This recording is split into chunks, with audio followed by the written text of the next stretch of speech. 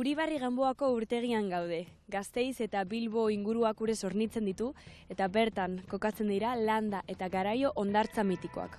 Hori bai, barrualdeko hondartzak. Zelakoa da landa bezalako hondartza baten soroslea izatea? Depende eguna, jende asko badago, agian pizka zailagoa, baina jende gutxi badago errazaga bada.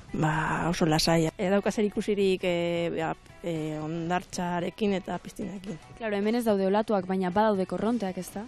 Zeo zer, baina ez asko. Aizea, batez ere aizea. Nongo jendea dator hondartza honetara? Gipuzkoakoak eta Arabakoak. Bela egiten da, baina bela egiten da beste aldean. Hemen justo dago zubi bat eta ezin dira ona pasatu, baina piraguak ere badaude, padela, windsurfa ere ikusi dugu eta kitesurf ere egiten duten.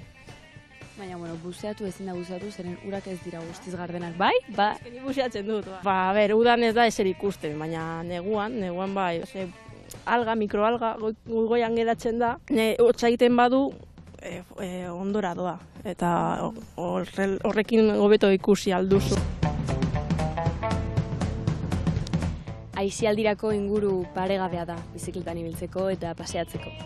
Toki lasaia da, naturaz gozatzeko.